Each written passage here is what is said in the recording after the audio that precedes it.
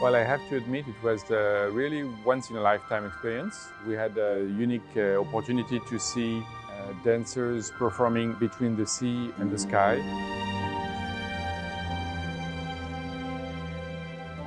And it was very, very emotional, very, very beautiful.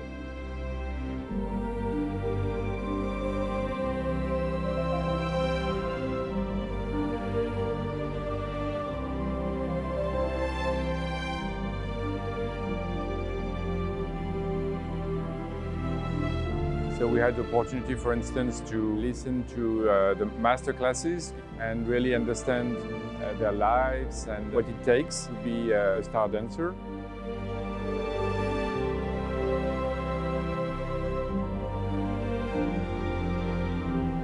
It was a fantastic experience that we will keep in our heart for a long time.